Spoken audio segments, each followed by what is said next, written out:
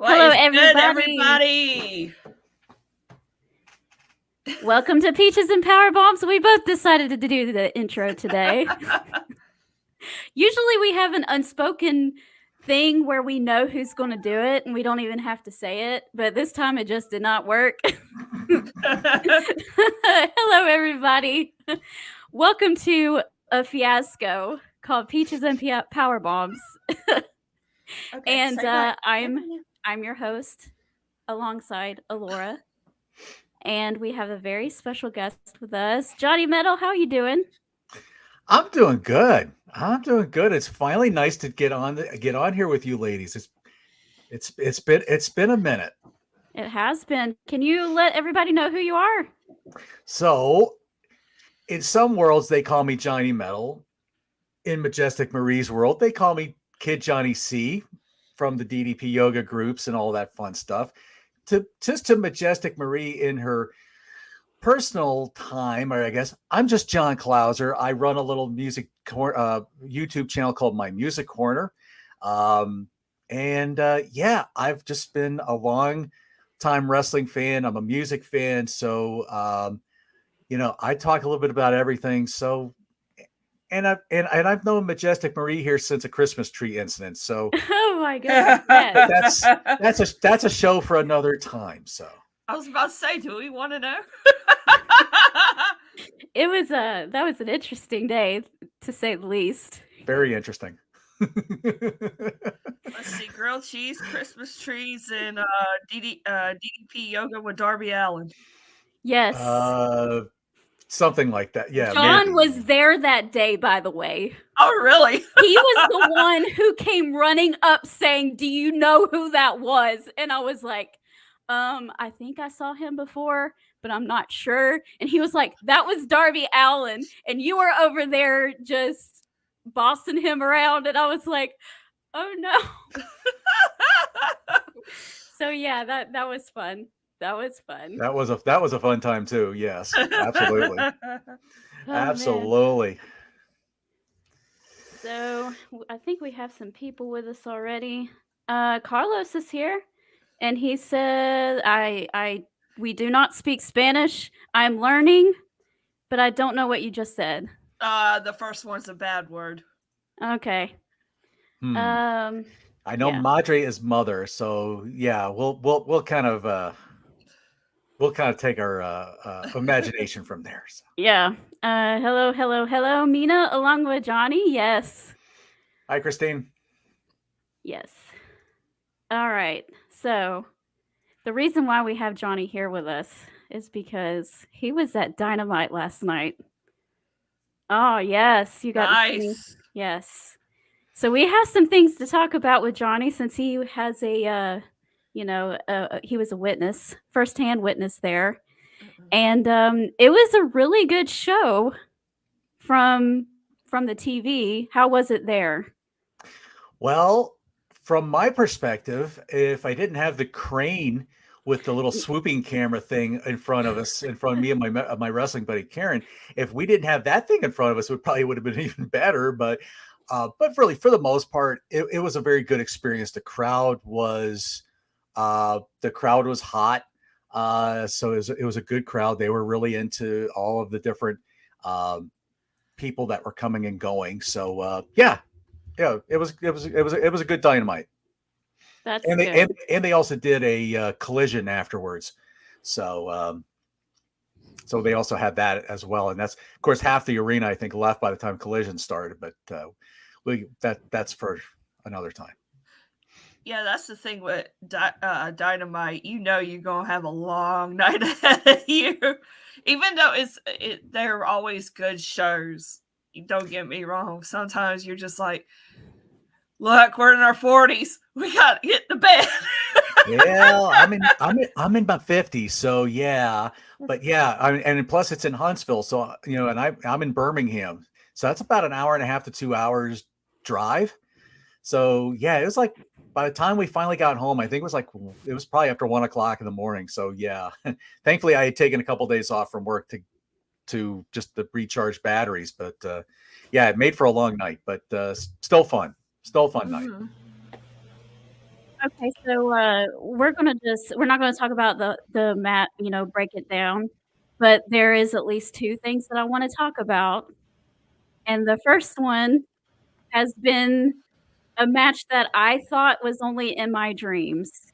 Not necessarily the Blackpool Combat Club end of it, but just the thought of Eddie Kingston and FTR actually teaming up together, because I love FTR and I love Eddie Kingston, and I thought, "Wouldn't it be cool if they ever teamed up?" And I thought they never would, but they actually did, and it was great. It was great. How Alora, did you get to see it? Yes, I got to see the highlights of it. Yeah, Eddie held his own for sure, and I don't think there's any love lost between him and Bryan Danielson. No, there's no love lost between me and Bryan Danielson either, if you saw my video from earlier. Or Claudio. Oh my goodness. Yeah. Yeah, I don't know who he's at odds with more, but I like how they brought up the fact that him and Box had had that partnership there some years back. So it kind of makes for kind of an interesting conflict of interest. For Moxley sure. is the worst friend on the planet. Just letting his little cronies beat up his friend over there. Like, how dare he? Horrible. Well, I mean, his Shield brother was Seth Rollins, so I mean, that's true. Yeah. As far as my comment of to see it in the arena, so I haven't actually watched the whole thing with the commentary.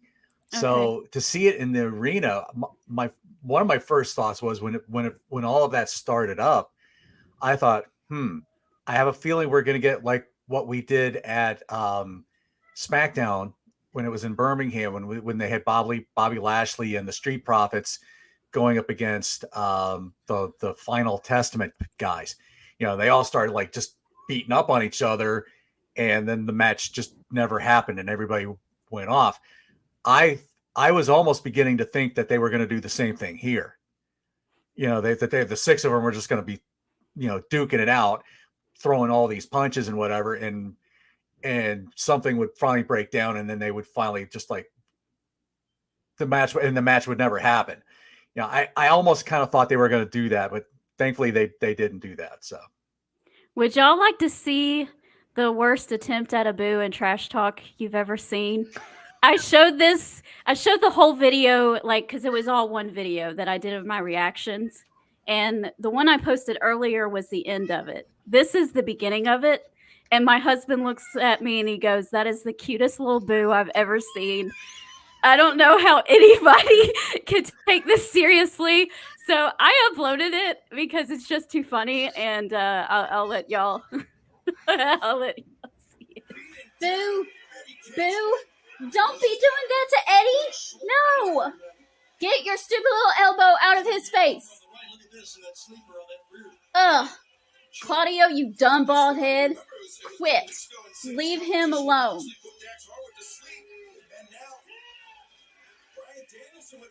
Don't tap. Oh boy. Oh, goodness gracious. That's funny.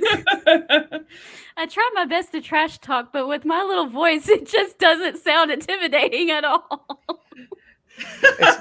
It reminds me of that character from Police Academy. Talk about Jones. Yeah, the one with the real squeaky, low pitched sounding voice, and then Jones was the one that made all kinds of noises. So maybe no. There was a lady that was she was. She was like, and then by the end of the movie, she finally finds like, "Don't move, don't bang," she finally found her voice. She was like, yeah. But yeah, she couldn't get intimidated. She couldn't intimidate anybody. But yeah, there you go. My niece, who also knows John by Christmas Tree, is here. And she says, "Hey." Hey, Shanti. Yep, she was also on the Christmas tree. show last year as well. And she said, left her man Eddie alone. Yes, leave him alone. Get your stupid little elbow out of his face. She said, not the little bald head. Yeah. Oh man. Yeah. I'm silly when I watch wrestling, so it's all fun. So yeah, that was probably my favorite match of the night, even if it wasn't for, Eddie and just being emotionally invested in everything. It was just a good match. It was. And I It think was. FTR being involved in this match probably is the only reason why it was actually a match and not just a big mess of just a bunch of people fighting everywhere. Because that's Moxley's thing, he just likes to beat people up all over the place. So, but Yeah. it Yeah, was really good. A lot of interesting spots. They were all trying to do like the whole submission thing on everybody, and all those kind of the everybody was hitting the hammers, the elbows, and it just so there was a lot of all that trio spots going on. But yeah, I think it was probably the best match from the Dynamite as far as from what I saw in the arena. I also like the part where Eddie and the FTR boys, they were doing the BCC were doing the submissions, and all three of them backed their guy into the corner, and then they all turned around and started chopping them all at the same time. So that was a pretty cool little trio thing too. Yeah. The very fast chopping. Yeah. Yeah. Vegetarians beware. There were a lot of chops being served up last night. So yeah, unfortunately, Eddie gets a lot of flack for those chops, but he's just a big fan of Japanese wrestling, and that's where that comes from. So sure. if you know where his inspirations come from, as far as his style and the way he moves around in the ring, you kind of understand why he does the things he does. Mm-hmm. Yep, absolutely. It was good to see him in person, though. I will say that I've seen FTR in person back in the NXT days. Yeah. I've seen Moxley as Dean Ambrose, and I've seen Moxley, I think, at AEW once. Can't remember if I ever saw Claudio in person before. So that if I have, I just my memory's a little vague. So it was kind of nice to see, everybody like that. Like I said, it was first time for Eddie for me. So yeah, it was good. It was very good.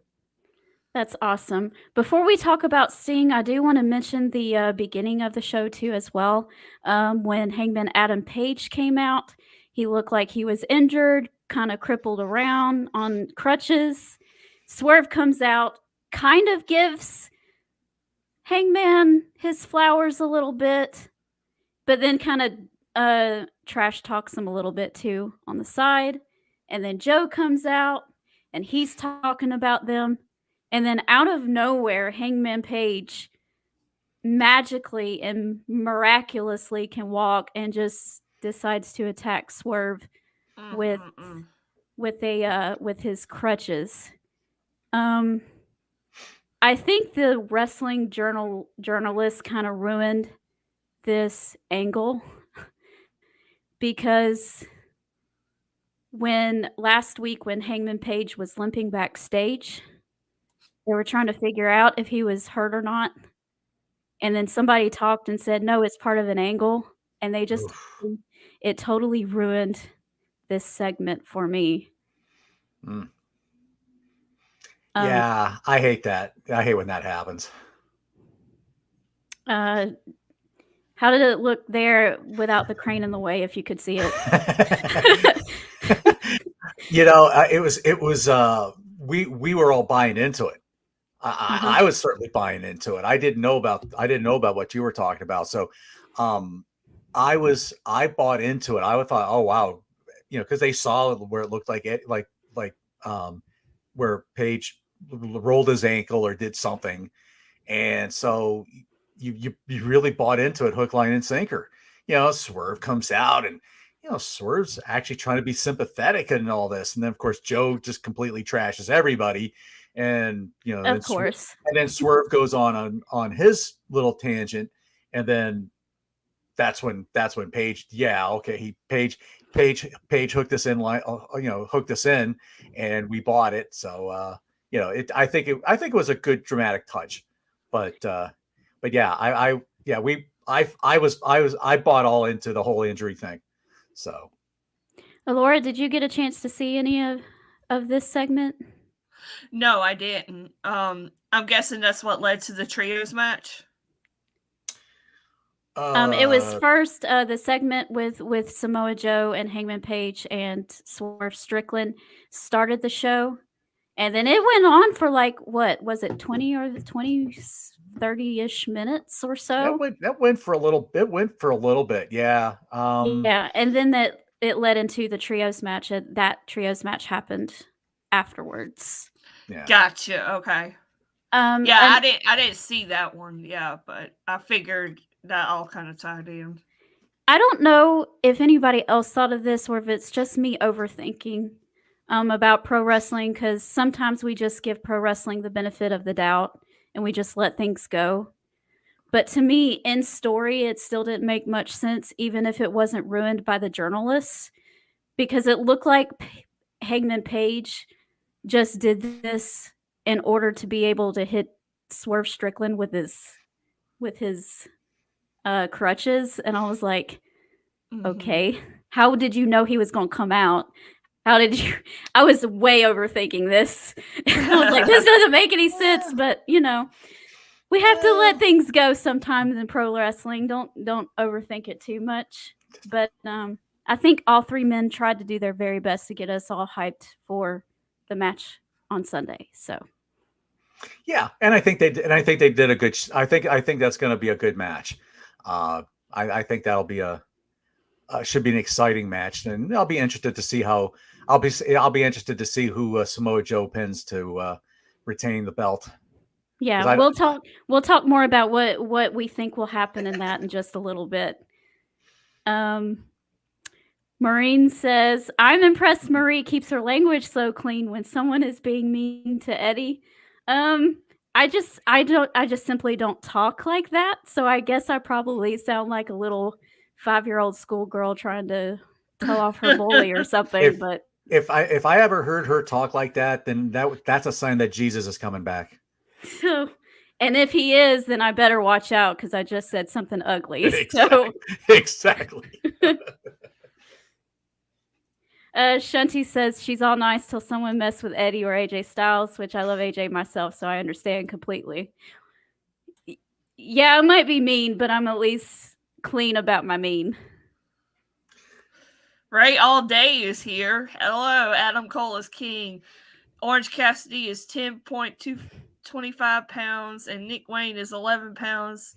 Can I be the apple on Peaches and Powerbombs? We do need to have him on. He has been my special guest on TRWC Tailgate Party for the past 2 Wednesdays, and he is so much fun to talk to. He's hilarious too, by the way. So we do absolutely need to have him on here. Okay. And Shunty's laughing, saying for real, John.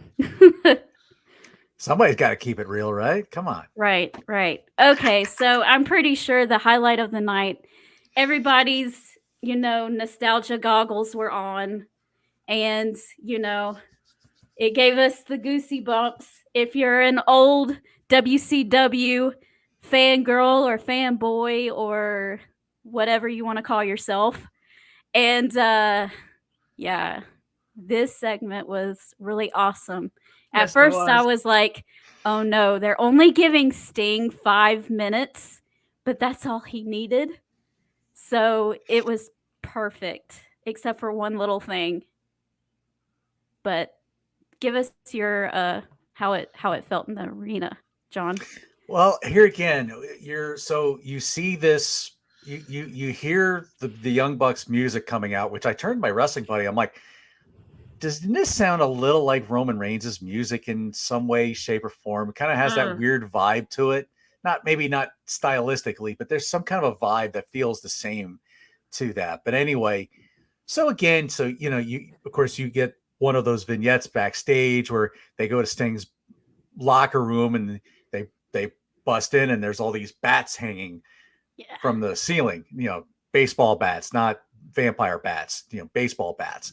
So that was kind of fun. But yeah, then, they come out and then we saw some people looked like they were planted where they had the Sting masks on, which you could buy at the merch tables for however much. But then then here comes Darby Allin as one of the guys, and then he starts ganging up on him, and of course the numbers overtake him, and then here comes 75-year-old Ric Flair. That's the part that wasn't perfect. And because he's just, I mean, Ric Flair maybe 40 years ago, this would have worked good, but Ric Flair at 75, no.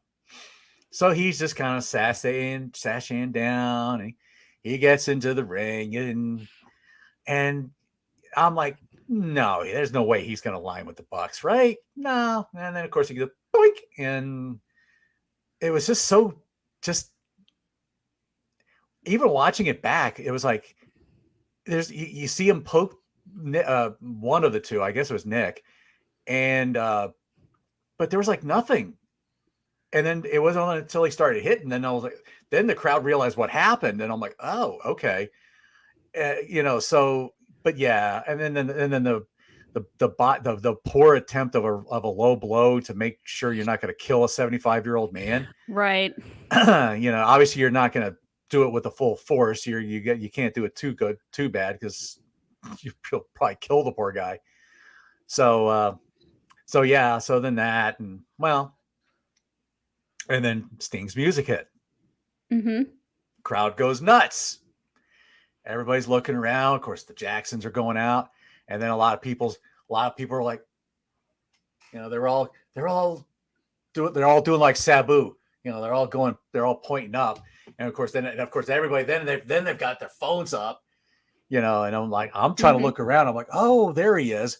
And then here he comes down. I'm like, whoa, that was cool to see. I'd never seen that live before. So that I'm old enough to have been to a WCW show when Sting was first starting off as that crow-like thing, but he didn't the times I saw him, he never came down from the rafters. That hadn't been employed yet. He did the Shield thing. He came through the audience. That's usually that was his MO at the time. He would come through the audience.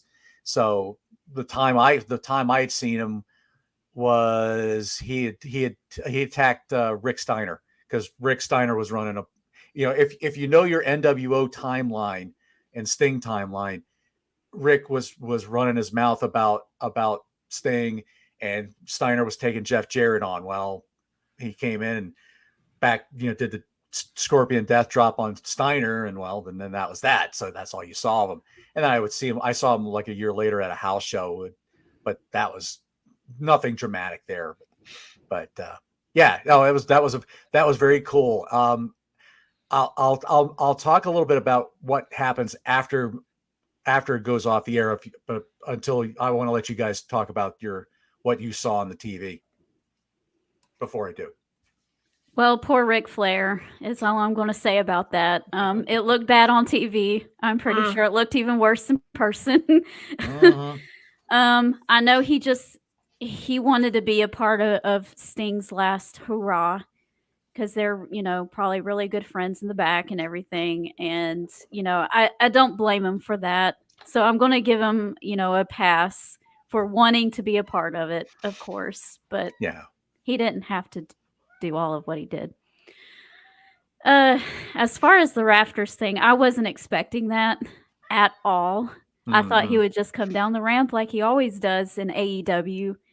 But he did that WCW rafter thing, and I don't know, I was 7 years old again going, I wish my dad could see this. Oh, yeah. I wish he could see this in person.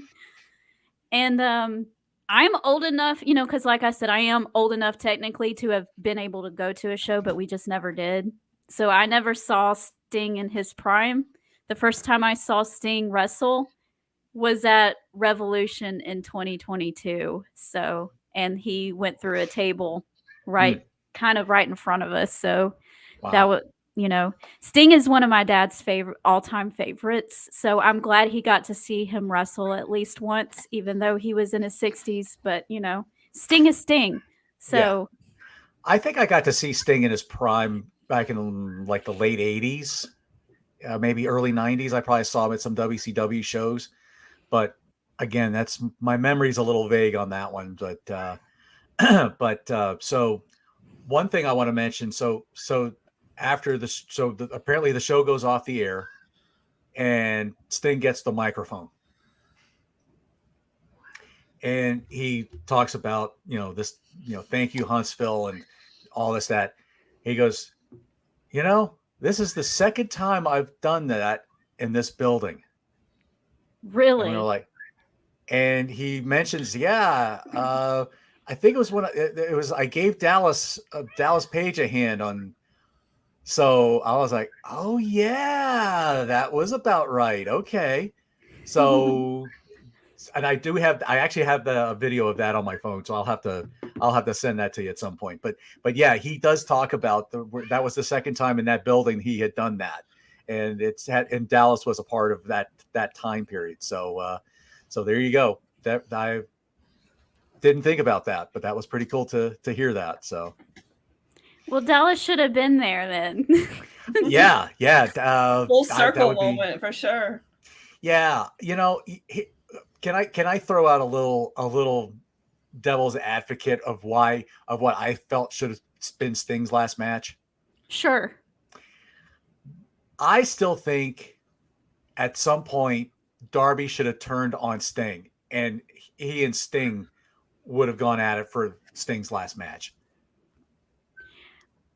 I agree with part of that. I wanted it to be Darby versus Sting as well, but not necessarily have Darby turn on him. Mm-hmm. But more of like, okay, I just want to face you and prove that I can beat a legend or something like that, Yeah. It kind of, and I'm going to go a little old school here, kind of like what Larry Zbyszko wanted Bruno to do. But Bruno would say no, he didn't want to do that until he finally gave in. And then, of course, Larry got all frustrated, and we all know what happened there. So it would almost be like a scenario kind of like that. But I always kept thinking, Darby's going to turn on Sting at some point, and that's what's going to set the last match up. So, but that was just my feeling. So I like what Marie said, but too, not everything has to be turn heel thing and sure, whatnot. I think the best part of all this for me is Sting's getting to retire on his own terms this time. Yeah, and that's I think for Sting that's obviously very important for him. Right. He's certainly getting up there in his years, and he can't be doing it's amazing he still does some of the stuff he's able to do still, but God bless him, but I think for him to go out like that, I think that's a good thing. Go out on top. Absolutely. Shunty says that AEW was giving us that old WCW feel. Rick needs to go sit down somewhere. No, he did. He did. Yeah. He did in the ring, that's for sure. Rick is too old to be doing that. And Sting is one of the best around. Absolutely. And he's a good guy. He's a good guy behind the scenes too. Mm-hmm. So, you can't go wrong with that. So. Mm-hmm. Yeah, I've heard really good stories, and I don't know if anyone's read Darby Allin's article in the Players Tribune, but he wrote a really nice piece about Sting, and it kind of made me tear up a little bit. Oh.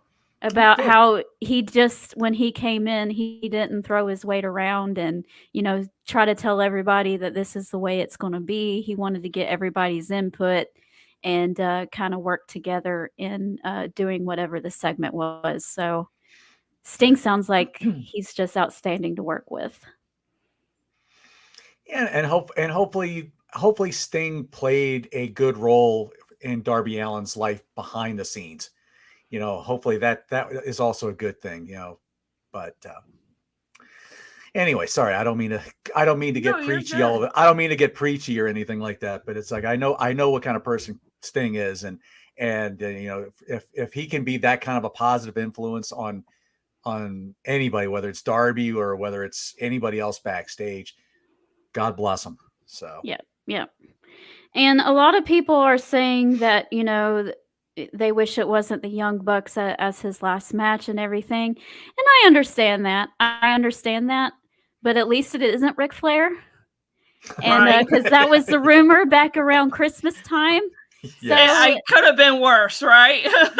Right. And honestly, this build to Sting's last match has been better than I expected it. Because when they were when it first revealed that it was going to look like it was going to be the Young Bucks, I was like, oh, really? Yeah, it's like Baron Corbin and Kurt Angle all over again. Oh gosh, yeah, that was horrible. And no offense to Baron Corbin, he tries to work with whatever he's been given. But yeah, it was bad. But this has been better than I expected, especially last night.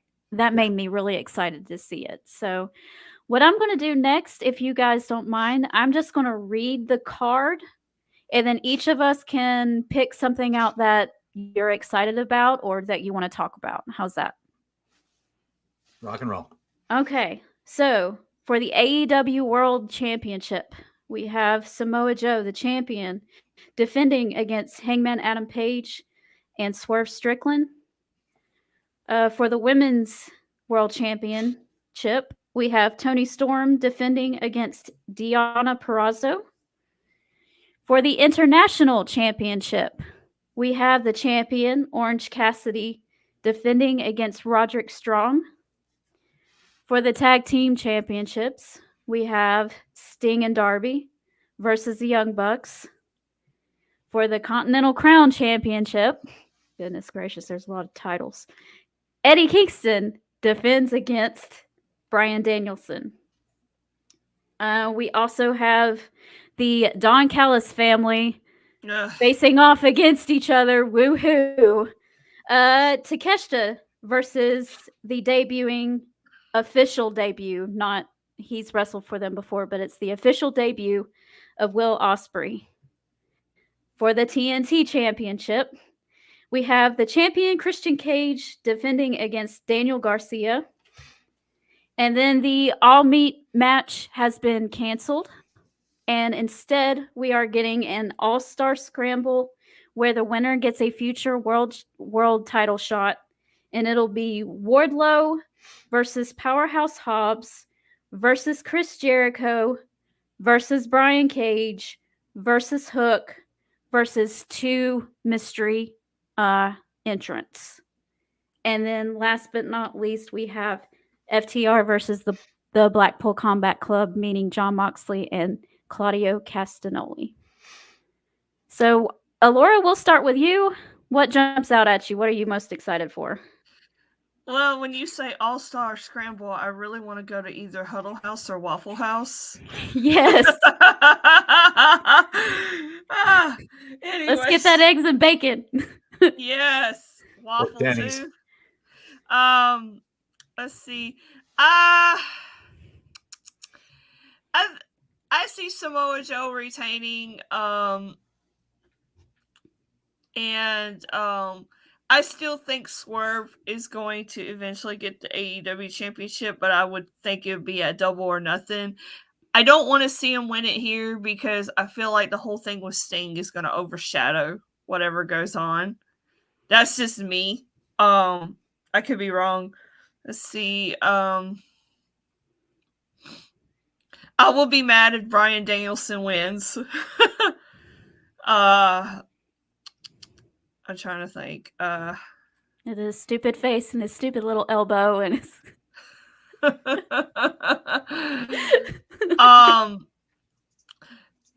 Can I just mention how good Wardlow's little shoot promo was last night? Last week, yeah, that was awesome. Oh, it was last week. I thought it was last night. Okay. anyways, I saw it today and I thought, whoa. I like to see him get a push in the future too. Let's see. I think Sting and Darby's gonna win as they should. That will probably close the show, I would think, but I don't Absolutely. Absolutely. know. So Revolution is actually shaping up to be a really good show. I know there's a lot of title defenses, and it's going to be like 6. Yeah, I definitely see some. I definitely see some titles changing hands, but as far as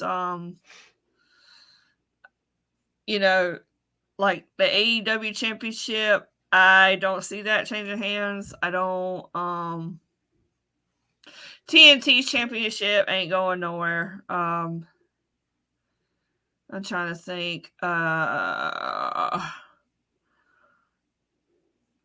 But I think everything else is probably up in there. Well, Toni Storm, I think she's going to retain as well. I just love her character. I just, she just knocks it out of the ballpark. So I haven't been really keeping up with AEW too much lately, just life and whatnot. But just from what I've seen recently and how the card's shaping up, it's gonna be a good show. It's gonna be a long show, but it's gonna be a good show. Yeah. John? Well, let's see. Well, I think you already heard what I thought about the triple threat match. I think Samoa Joe will retain. It'll just be depending on who winds up taking the pinfall. Paige. Yeah, probably be Paige. That would be my guess. Because I think I don't think that Paige Strickland feud's anywhere close to being over yet. You know, I said to my wrestling buddy last night that when Eddie took the pin, that I thought, yep, Eddie's gonna retain it at the pay-per-view. That's typically what's always happens, I guess. So I thought, Wrestling 101. Wrestling 101, yeah. Just because you lose a match, a tag team match, doesn't mean you're going to lose the solo. So, yeah, I think Eddie's going to retain.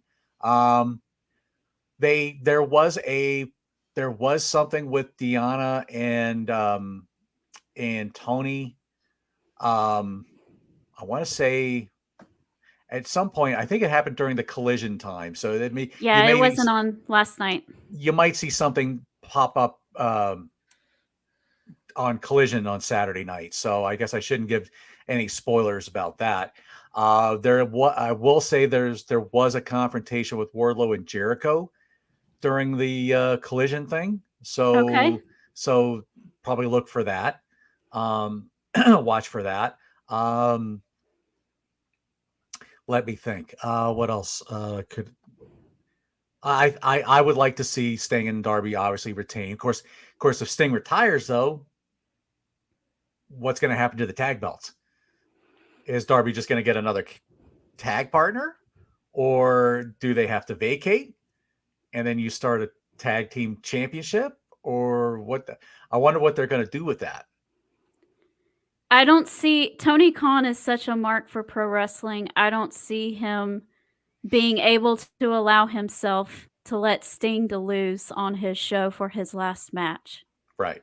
I think he wants to treat Sting with respect and let him go out on top. Right. And I can respect that. Either way, I'm okay with it because I know that's the way that Sting wants it to be. I guess I just wonder if if provided they do win and Sting retires that way, what are they going to do with the tag belts? They're probably going to vacate. They're I was thinking. They're either going to vacate or Sting is going to appoint whoever Darby Allin's next partner is going to be. Right. Those are the only two scenarios I can think of. Yeah. To answer Passion of Wrestling's question, why was the meat challenge match mess? I don't know if they've made any kind of announcement. They never really said anything last night. So I think Tony Khan said something on his Twitter that he was hoping to add Miro and Keith Lee and maybe one other person to this match. okay, But I know Keith Lee is hurt, and right, I think Miro might be hurt too. So therefore, he was going to put it on ice and wait until those two guys are healthy in order right, to do that match. So right. So there you Yeah, go. that brings up that that other match. Tony Yes. Khan did say it was a lot of injuries, and so yeah.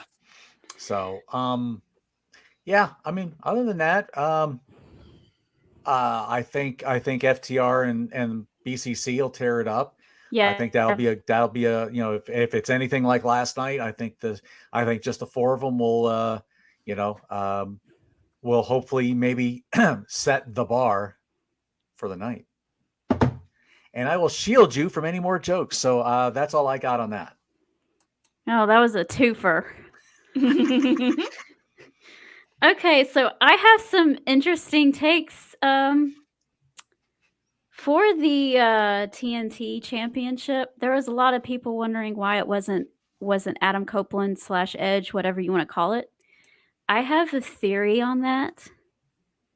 I think that Christian, of course, is going to win, and then all of them people are going to come down and beat down on Daniel Garcia. And then Edge's music's going to play, and he's going to come out, look like he's about to clear the ring, but instead he joins Christian and turns heel and attacks Daniel Garcia.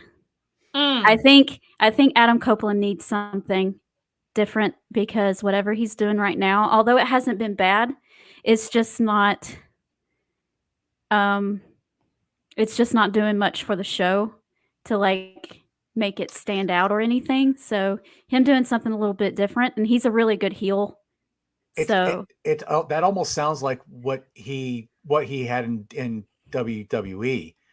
You know, he comes back, he does great, and then all of a sudden he turns heel and does the Judgment Day thing. Well, at least it won't be the spooky magic stuff though, so it'll be different. Yeah. He can just be the rated R superstar. Yeah, smart aleck, you know, rear end instead of that. So, yeah. So that'll be interesting to see what happens there. There will probably be some kind of a rift that'll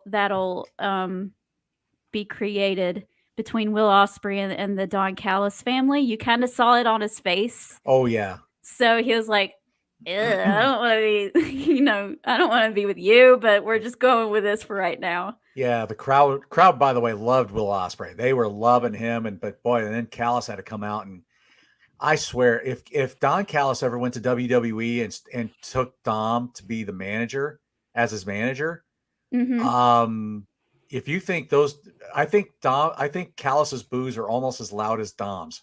Yeah, very close. I think I was the only person at the Royal Rumble that was cheering that went yay when Dom came out. Although he did get a big pop when he tagged in R-Truth. So, well, yeah, that was because that was a good funny spot because it's like it's the Rumble, Truth. Come on. The fact that it was him though, and not like, you know, Finn Balor or something, you know, it was pretty funny. Yeah, yeah. The All-Star Scramble, I'll say,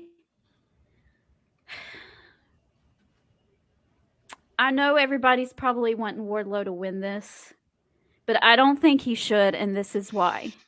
Because the winner gets an AEW World Championship shot. If Wardlow goes for the title, he should not lose. Right now is not a good time for him to go up for the world title because it's about to be Swerve Strickland's time. I would say Samoa Joe retains, you know, and then we wait for Swerve to challenge him again at Double or Nothing. In between that time, there's like a month and a half or 2 months, right? If you have Chris Jericho win this scramble, He's in the position that nobody else is in. He can lose and it not touch him. So have Jericho challenge Samoa Joe and lose. Let Joe get another win under his belt to make him look like a dominant champion. And then Swerve Strickland can come in for Double or Nothing and finally win the title. I like that. Mm-hmm. I'd be good with that. All right, let me get through some of these comments. Christine says his last match he has to go out with a win. Talking about Sting, that would be really crappy to have him lose. Most of the people when they are about to retire from wrestling, they like to give back. So that if he does lose, it's just him giving back to the business. So it would be sad to see him lose, but then again, we would all understand why he did it. Mm-hmm. That's Maureen. I'm not going to bring your comment up, but I will read it because it's a long paragraph. We'll all be mad if Eddie loses his titles. Yes, we will. That's so rude. We don't want that to happen. It makes more sense for Danielson to put him over with it being his last year. Also, seeing that Eddie is working with Cesar, somebody to get in better shape. Yes, I saw that, and improve his health. I don't know if you follow Eddie on Instagram or not, but you see his workout videos and things like that, and he's starting to work out more. He's starting to clean up his eating, and he's also trying to attempt to quit smoking. So, yay, Eddie. Eddie is destined for bigger and better things because that has always been the primary knock on him, seeing how he has I think it'll take Eddie to the next level. Absolutely. Nitra's here. My sissy. From another Missy. She says hello. This is classic. Boo. Yeah, you won't see him at AEW. No. Not until he gets out of his WWE contract. Ugh. Not that I want to see him anyway. And Shunty fires back at her mom saying skinny legs has nothing to do with this. That's funny. All right, guys. So that is the AEW/Revolution part of the show. If y'all don't mind, we can talk a little bit about some WWE stuff because we had Elimination Chamber last weekend. And we haven't been able to talk about it on here. So if you don't mind, we'll talk about it. And since there is only 4 matches on the card, we can just talk about it each, as it goes along. So to begin with, we had the Women's Elimination Chamber match to start off the show. And we had Becky Lynch and Bianca Belair. And I'm going off of memory because I didn't write their names down, so forgive me. Tiffany Stratton, Naomi, Liv Morgan, and there's one that keeps escaping me, and I can't the name. Who is the 6th girl in there? Hold on, let's see. Okay, Naomi and Becky kicked it off. Let's see. Bianca, Raquel Rodriguez, Tiffy, and Liv Morgan. So I don't. So those were the 6 combatants. All right. Well, to me, the person who stood out the most was Tiffany Stratton. Yes. Yes. She was phenomenal. So if anybody else wants to kick off and talk about this match, go right ahead. It is definitely Tiffy time. Yay. Yes. She was extremely impressive. I hadn't really seen too much of her stuff in NXT, so seeing her here was a treat for me. And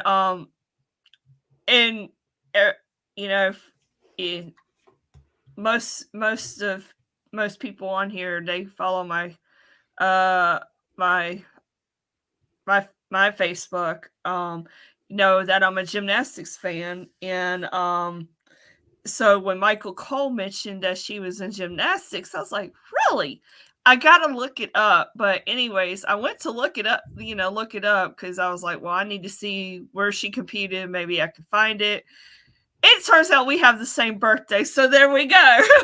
That's cool. Yeah. But yeah, she really impressed me, and the fans were behind her. She definitely has a bright future. And really, really and truly, I like the way the ending played out.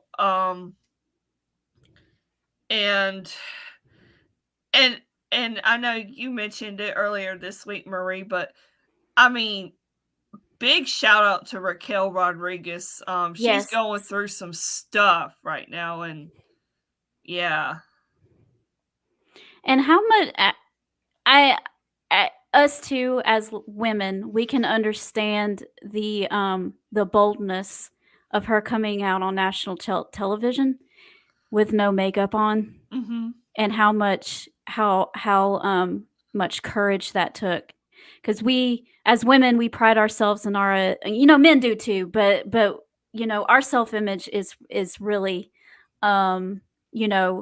it when people look at us and might be rude and negative towards us and our appearance, we kind of take that to heart a little bit. And I just thought that was inspiring for her to do that. Mm-hmm. So I guess I missed. I saw she commented. I didn't realize that she didn't go out with makeup on. I had not realized that. I thought she looked just fine without it. Oh, Personally, she was beautiful. She has a skin condition, and it flared up on her way on the plane ride to Australia. So she Mhm. was unable to wear makeup because otherwise it would have made it worse. Yeah. Yeah. Okay. Yeah, Yeah. she's Okay. trying to figure out what's causing all the flare-ups and stuff, and that explained her time away from the ring as well. Right. Well, she looked fine without makeup to me, so Yeah. no complaints there. No, absolutely not. And it was a great match. All the women looked really great. Bianca Belair is just a beast. I love Yeah. her. Each time she steps in that ring, I think I become more of a fan of her. Mhm. Oh yeah. And then, of course, our winner going off to face Rhea Ripley is Becky Lynch. And anybody can say what they can say, but if you think about WrestleMania, it's about the biggest match that you can make. And it absolutely is Becky Lynch versus sure. Rhea Ripley. Yeah. I was really hoping that they were my note when I wrote this down, I was like, Becky versus Rhea at WrestleMania. Whoop-de-doo. That was literally what I wrote down. But I guess I would take that over the Liv Morgan. It's like, well, I pinned Rhea one. I was the last person to pin Rhea. So you had that. But I was like, Liv just came back. No, I think it's a little too quick to do that. Yeah. And I'm not. I don't know. Liv doesn't do anything for me either. So it's I don't think she's not ready for that top tier, echelon kind of thing. And Becky, I think was the pretty much the only one you could go with, since Charlotte's going to be out for another few months, and obviously Bailey's going up against Io, and so you just don't really have anybody. You got the Kabuki Warriors tied up in the tag teams, so you don't really have anybody else in the ladies division really that's top tier right now that could really do something good like that, to me. The one good thing about this match too, which commentary did bring up, is well, with the exception maybe Tiffany Stratton, every woman has some kind of beef with Rhea. So like that kind of set up the idea that whoever won this match, even though we knew the clear-cut winner was going to be Becky, the clear-cut, whoever won, they had some beef with Rhea Ripley, so there was some kind of history there. So I kind of like the fact that they brought that up, and it was like, yeah, you know what, they're right, yeah. So it could be her, it could be her, it could be her. Right. Yeah, that was a good little little tidbit. They also mentioned a lot, and I'm going to go back and talk about Bianca just for a second. They keep bringing up that Bianca has a WrestleMania streak almost. She hasn't. I don't think she's lost at WrestleMania. I don't think so either. So they keep bringing that up. So I think that they have something special in mind for her, or something different that obviously does not involve the title. People keep mentioning Jade. I don't think Jade is ready for that kind of match yet with Bianca. Maybe we can wait until next year for her to do that. But what if and they've already started to plant seeds for this too. What if it's Bianca versus Tiffany Stratton? I like that. And Tiffany Stratton wins. They had a little tiff a couple weeks ago on SmackDown, so was it on the one that you were at, John? Yeah. Yeah. You got all the good stuff. Well, I mean, they had a little disagreement, and then Tiffany smacked Mia Yin. So they did, or Mishin or whatever they call her these days. So that, there was like a little bit of a tiff of sorts, but we did get a lot of good stuff at the SmackDown in Birmingham. We'll talk about that in just a few minutes when we we'll get through this tag match, and then we'll talk about Cody Rhodes, and then we can talk about that experience. Next up, we had the tag team championships on the line. The Judgment Day defending against Pete Dunne and Tyler Bate. I didn't see all of this. I only saw bits and pieces of it. But what I saw was really good because all four dudes are awesome. Yeah. The only thing I'll say about that match is it started off kind of slow. Yeah. But it picked up and did well by the end of it. The only thing I would suggest is, I know Pete Dunne likes to do that whole digit manipulation stuff. That doesn't translate in an arena of 50,000 people. I think they need to stop doing that kind of stuff. It looks great on television. It looks a mystery in an arena of 50,000 people. I'll agree with that. You don't know what they're doing if you're, really far off. So. Yeah. I say this over and over again, how much I love Tyler Bate, and I love Pete Dunne as well. I like seeing them in the tag team as well. With that being said, I think this was a good match as well. And so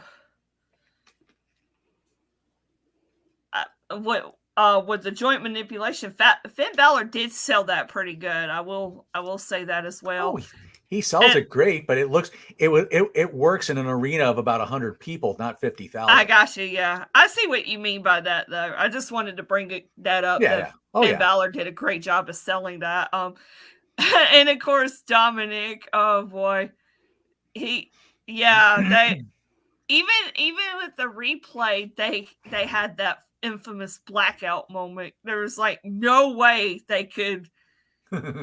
Yeah, there was like no way they could, salvage that. But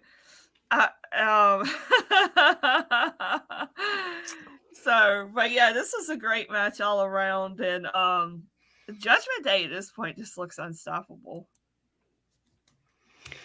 Yeah, I have a feeling that we're going to get new tag team champions at WrestleMania in the form of The Miz and R-Truth. I was going to say there's some awesome truth coming on that one.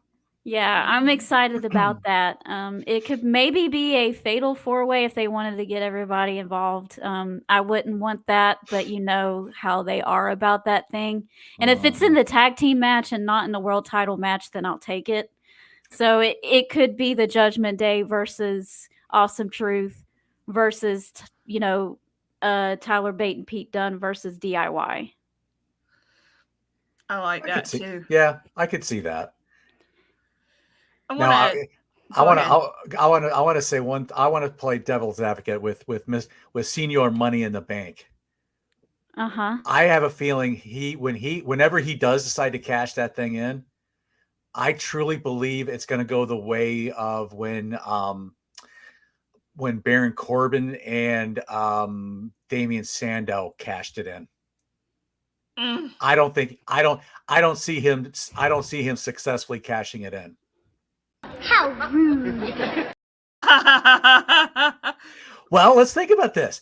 Is he going to cash it in on Roman? Probably not. He could cash it in on Seth. That would make the most sense. I could see him cashing it in on Gunther, but I don't think he's going to lose. I don't think Gunther's going to lose to Damian. Logan's not around, so it's hard to cash in on him. So who else can you really cash in on? I could see Cody winning and Damian cashing in on him. Well, and that could be possible. Ooh. Yeah. I mean, that's an interesting possibility. But girl, that would definitely be an interesting afterward to the story. If Cody could finish the story, that would certainly be an interesting afterward. But I still don't see it happening. But I don't think it should be Cody. And I love me some Priesty. So I don't want him to I don't want it to be unsuccessful, obviously. This is what I want, and it would make, even without, me liking Priest, to me this would make the most sense. You have Drew McIntyre beat Seth Rollins. Priest comes in either after the match or during the match. Exactly. Make it a triple threat like Seth did to Brock and Roman, like we talked about last week. Aurora. Yep. Have Priest win. I forgot that quick. Drew once again is screwed out of his title shot, and he continues down his hater troll rampage and goes after Priest, and that ties up Drew McIntyre and Damian Priest. For the summer, Drew McIntyre wins the title back off of Priest at the SummerSlam or something, just in time for CM Punk to come in. Sure. And we have CM Punk versus Drew McIntyre. Yeah. I forgot about that. That scenario I could go along with. So, but they're teasing all sorts of different kinds of stuff, so we have no idea what's going to happen. That's what makes it exciting. They had Judgment Day come out and interrupt Imperium and Gunther this past Monday, and Damian Priest getting in Gunther's face, and I'm like, no, don't do that, no. I don't think we're ready for a Gunther face turn. So no, that's true. Yeah. I want to segue to some comments because there's been plenty of that came through. I think this is one of your friends, John, Peter. Yeah, Peter Jones. He's one of my music friends. So yes, I got you.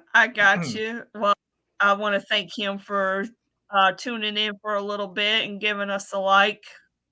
It always helps. Shanti, yes, it was very good.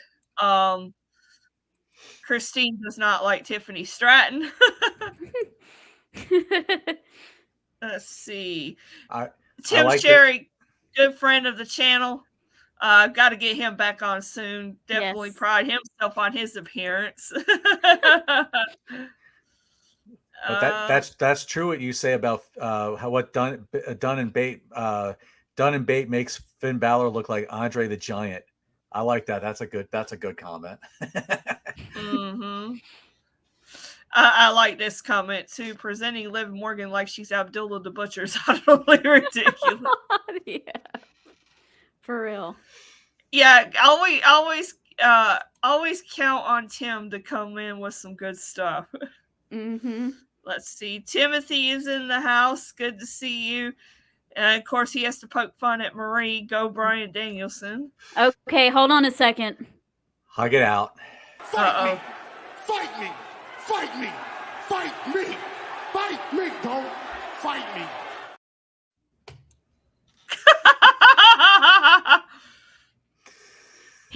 it twice, doesn't he? Yes. Fight me! Fight me! Fight me! Fight me! Fight me! Don't fight me!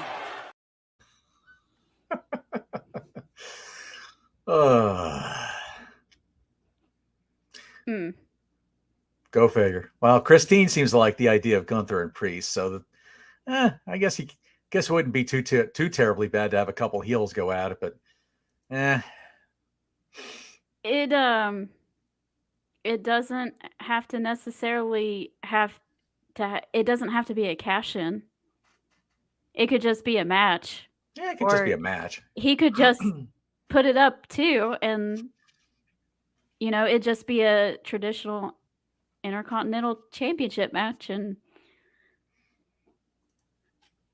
I don't know how you would do a title match though between the two with Gunther still retaining but Priest not looking bad. It looks like to me that Gunther is definitely they're trying to set it up to where Gunther is probably going to lose that title soon. And honestly, I think it could. I was really thinking it was going to be Jey Uso, but obviously that ain't happened. It could be Sammy, and I would be like ecstatic for that, because like he's worked so hard over the past year and a half, and like when you really think about it, he truly deserves it, that moment. And they would put on a good match too. I mean, Sammy is just, to me, Sammy is so underrated. Yeah. Yeah, they've lining him up with the bloodline to go through that whole thing was probably the best thing they could have done for Sammy, because that whole thing of being screwed out of the IC belt when the pandemic started up, and he had to vacate it, he never lost it, and he was the true IC that, and then the video crew following him around. I just thought that was I mean, he did okay with what was given to him, but again, I was like, I just thought it was a wasted thing with him, but it is what it is. It is what it is. All right, so we're going to move on because we're still trying to talk about Elimination Chamber, and we kind of chased a rabbit, but that's okay. Rabbits are fun. Rabbits are fun. Did the Grayson Waller effect happen in between these two matches, or was it in between the? Okay. Yes. So the Grayson Waller effect, Grayson Waller invites Cody Rhodes and Seth Rollins out. He kind of talks some trash. They mentioned the SmackDown that did not happen, wink, wink, that Mr. John, our lovely special guest here, was actually present at. So tell us about that experience. So the experience of okay, so you get Roman coming out, and he cuts that promo where he just trashes Seth and and does all that stuff, and then he goes on about Cody. Well, then here comes Cody, and then you get this really powerful presentation from Cody. But let me just back up just a little bit. So here in Birmingham, we started hearing these rumors that we were going to get a special guest at SmackDown that night. I didn't start seeing it until about 3:00 in the afternoon, and by that point, 2 hours later was when I was going to be at the arena to get in. And so, but we thought, no, he's not going to, no. So when he goes through all this counsel and all this different stuff, and then he says, but not at WrestleMania. What? What do you mean by that? And then The Rock's music hits, and 10,000 people in the BJCC just suddenly erupt, and you get this just deafening roar. So you get The Rock comes down, they face off, SmackDown goes off the air, Roman leaves, Rock's left in the ring. He says, I think he says something about Birmingham, we created something. If you want to create something iconic, you got to come to the Magic City. and that was, he just basically says, steeped in history, we love you, we thank you, and then you get if you smell what the Rock is cooking, and then that was that. Unfortunately, not once did we get, finally, The Rock has come back to Birmingham. We didn't get that. I was kind of sad about that. But anyway, so I filmed that whole segment of when The Rock's music hit until he left, including everything that, not everything that Cody said. And everybody kept posting about, why does Rock need to be back? Cody needs to finish the story. And I'm like, I think we all need to be patient here. I think there's a lot. I think we're in chapter 3 of Stephen King's It. And a long way to go here, folks. I don't, we're not at the end of the story yet. Y'all are wanting that story to end too quickly. And I think we just barely scratched the surface of the story now. So I was like telling people, it's like, be patient. Let's see what happens. I still don't think they've really done a good job explaining all of that, because the presser kind of rushed things and changed things up a little bit, so it kind of went into like Fringe territory for any Fox fans who remember the TV show Fringe. We got a little touch of an alternate universe, maybe, I don't know, but yeah, we just didn't get that whole thing. Just never got totally explained.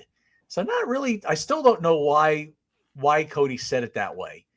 Yeah, and why they backtracked. We also want to mention that Mr. John down here was also in the front seat to see The Rock. Yes, I was front row at ringside. So yes. To my friend Mike Ladano, who's Grab a Stack of Rock shirt I was wearing. There's a part where Rock's coming down, and it almost looks like Rock is like staring at my shirt or something like that, which I don't think he really was, but there is this image where he kind of looks like he is, and he's, so you got to think that maybe Rock was like, but yes, I was front row for this thing. And that was the first time I'd ever seen The Rock in person. I had never seen him in person before, because the last time. Oh, me too. Prior to 2017, the last time I had been to a WWE show was about 95, 96. So I had a long drought before I saw a WWE show again. So yeah, so I never saw The Rock in his day. Even starting off, I never saw him. So I may have seen his dad, maybe, but as a kid, but I'm not 100% on that. But no, I never got to see The Rock in person. But yeah, I was up front and personal for that, and that was pretty special. That was almost as special as I think the next person, I think, who has become the wrestler who shall not be named, drove the tractor into the ring and tried to use the tractor to upend the ring at SummerSlam. So that's still great.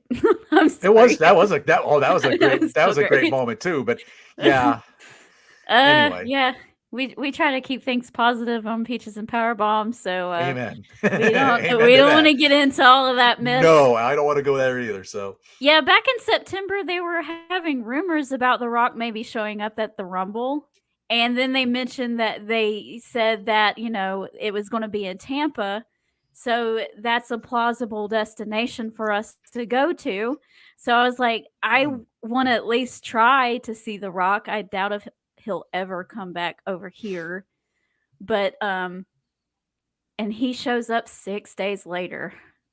But hey, in Birmingham, of all places, I thought you got to see it. So it's not all bad. No, that was pretty. That was very special. Yeah, and loud. That's and awesome. It was funny at the Elimination Chamber match. It looked like they were about to explain it because Grayson Waller actually did ask Cody about why he said that, and then something weird happened. I don't know. Was that when Austin Theory came in or something? And probably. Yeah. And I'm like, wait a minute. Go away, Austin Theory. I love you, but go away. I want to hear this. And it went chaos and we never got that answer. So it's like, wait a minute. Come back. Tell us, Cody, tell us. Yeah. And he just hasn't yet. And I want to hear the explanation too. Yeah. Yeah. What do we I do? got nothing. Yep. What do we do? Okay, so we'll move it along. And we'll talk about the men's elimination chamber match. Drew McIntyre versus Kevin Owens versus Logan Paul versus LA Knight, versus Randy Orton versus Bobby Lashley. My favorite part of the whole match was not even showcased. It was in the back, the back corner of the camera caught it every now and then with Logan Paul somehow got a Sharpie and was drawing Kevin Owens as like one of those little I don't know, bobble people that, just move back and forth like that and everything. It was hilarious. I wish they would have actually acknowledged that on commentary and on camera because it was hilarious. Yeah, that was really funny. And I like the fact that there was memes about this too, where how Logan Paul went up to Kevin's pod and he's like, it says, the meme was like, it's okay, the dog won't bite, and the dog is right. Yes, Logan Paul is how they ever tried to make him a babyface, I have no idea. He's such a natural jerk that is the only it just works. Can I just talk about how sick that RKO on him was? Like it couldn't have happened to a nicer person. That was so funny. Oh my god. Yeah. Yes. My husband does not react much when I have it on, but that popped him and he goes, and that's why I bought his shirt at Royal Rumble. It was great. Yeah. Yeah. I and then, I think the other spot that I think we all have to talk about is the other match I think that got set up for WrestleMania, and that's going to be LA Knight versus AJ Styles. Here comes AJ Styles after Lashley's eliminated, and he starts beating up on LA Knight. He barges in, starts beating up on LA Knight, does that Styles clash on the chair, basically leaves Drew a pinfall, and there you go. So in fact, I think that happened to Drew a couple of times in that thing, because the same kind of thing happened after Logan Paul was eliminated. Well, he didn't roll out, and he knocks Orton out, and then there's Drew McIntyre got the win and the pin, or with thanks to he didn't have to do the work, I guess, to get the pins. Right. It was a slow start, but it gradually got a whole lot better. And yeah, there was definitely a lot of action. And I think we're going to see Randy Orton and Logan Paul at WrestleMania, and I'm for it. And maybe possibly Kevin Owens too. True. Yeah. Could be a three-way. Yeah. Yeah. And unless they decide to have Kevin Owens challenge Logan Paul sometime before WrestleMania and he loses again. But I wouldn't leave Kevin Owens off the WrestleMania card. No, that's the only of course thing. not. No, he's too entertaining. Yeah. And I think it's going to be really great too.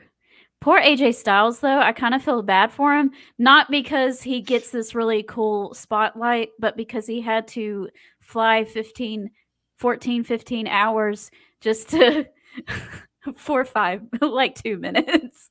That's rough. Right. That's commitment, man. Yes, it is. Well, he probably did some other stuff. Oh yeah, he probably did media or something too. But you know, it's just fun to say little comments about that. Huge fan of AJ Styles, obviously. We love AJ Styles here on Peaches and Powerbombs. We do. And we're at almost an hour and a half in, so I'm trying to get through this really fast. So last What's but not least, this? what's this? Yes. We have the Women's World Championship match with the homegirl Miss Rhea Ripley versus Nia Jax. And if you don't mind, I'm going to go ahead and start on this. That's fine. This was better than I expected it to be. This is one of Nia Jax's better matches, but she still needs to work on one thing. And usually I do not critique someone's in-ring work because I've never been in there. But when I do, it means it's blatantly obvious. So let me just say that. She needs to quit putting her entire weight on people when she does that sitting bomb in the corner. If you watch Yokozuna do it, if you watch Rikishi do it, they don't put their entire weight on the person's chest and maybe potentially breaking their spine or their sternum or something. She needs to quit doing that. She needs to lean more on her knees or something, putting her like coming down and then slowly sitting. I would agree. I thought Rhea Ripley was going to die a couple times after that. Yeah, but for the most part, this was probably one of Nia's better matches. It was. I don't feel like she really did any. She didn't do anything where it was like a injury botch kind of thing where she's so prone to. Although I don't know that Samoan drop on the announce table without clearing all that off. Yes. Yeah, I think Rhea actually landed on one of those iPads with it standing up, didn't she? That was rough. Yeah, it was. Yeah. Well, and then the elbow drop on off of the rolling announce chair. Tell me that couldn't have been very safe, or that could have been an accident waiting to happen. But it worked out okay. So. Yeah, I agree. This is one of her better matches. I actually want to know what Ron thinks. But he loves Nia Jax. He does. Like, he's Nia Jax's biggest fan. Somebody's gotta like her. Not. With that being said, the one thing I do like about her, she revels in the heat. She really does. That's the one thing I can really say about her. I think it fuels her, and as it should. If anything else, that I think she's really good at it. She just soaks it in, and so I will have to say that Nia seems to be improving too. She seems to be trying to get better. Yeah. Her initial run, it was very like, this is not good. What do they see in her type thing? And to me, it seems like she's really trying this run. So I'm going to give her kudos in that area. Yeah. I think there is that relation to The Rock and Roman, some distant cousin, I guess, of some sort. Maybe they're trying to do something there. But I think the thing that I like the most about that match is that Rhea was able to obviously could win it without anybody from the Judgment Day coming down to interfere. Yeah. There's no Dominic, nobody there. It was just her and her alone. The way it should be.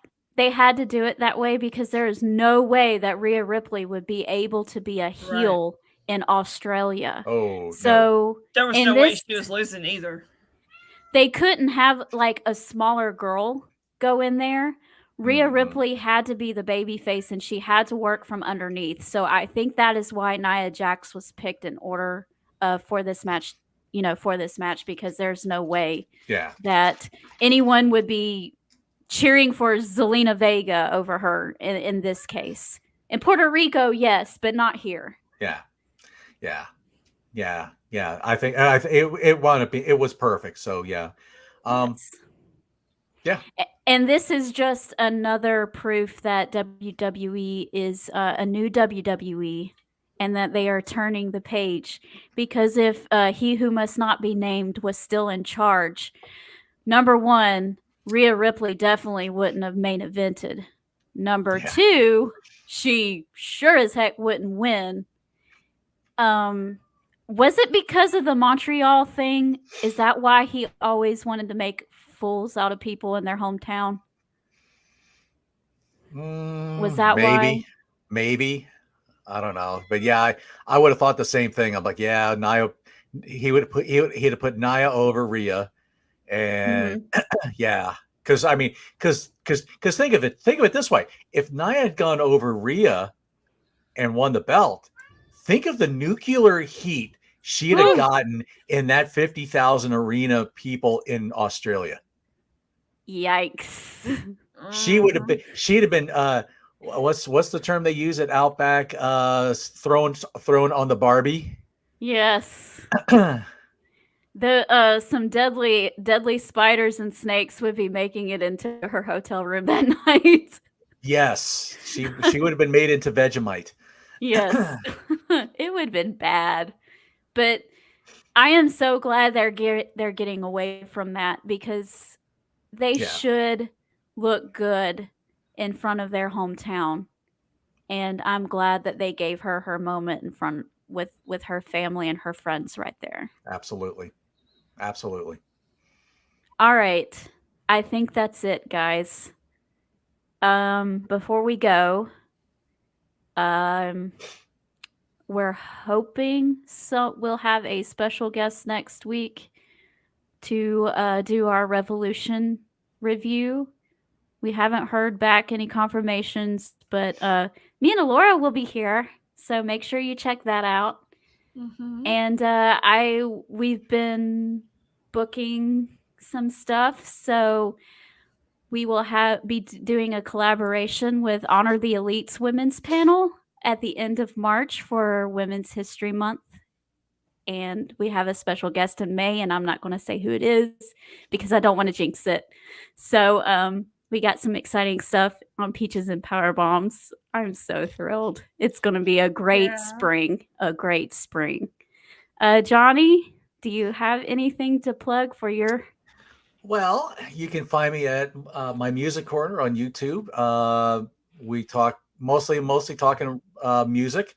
So I'm a little bit of a rocker. So we're going through the catalog of the band Judas Priest right now. So that's something you can find me on. If folks who like to, if you're interested in musicians' catalogs and things of that nature, I got to contribute to this book here. Nice. It's called Pictures at 11, album by album of Robert Plant. So this is his solo catalog. And it's written by a Canadian journalist named Martin Popoff, who leads a YouTube channel called The Contrarians. And so he's well known in those respects. So I did a little bit of that for this book, and so this was pretty cool. So anyway, but there you go, my Music Corner. That's where you can find me on YouTube, and just look up John Clauser on Facebook or Kid Johnny C on Twitter or X or whatever it's called, and Instagram and Threads. All right, guys. Well, that is it for this evening. Thank you so much for joining us. Thank you for interacting with us through the comments. Make sure you like, share, and subscribe to My Music Corner and to Peaches and Powerbombs. We are working our way towards 1,000 followers on Facebook. So if you haven't yet, please give us a follow. Let us reach our goal by the end of the year. Alora, love you, girl. And we'll hopefully be back together next week. Yeah. So y'all have a good night. Bye. Good night, sweet peach. It's time to go. Good night, sweet peach. It's the end of the show. We hate to leave, but we really can't stay. So good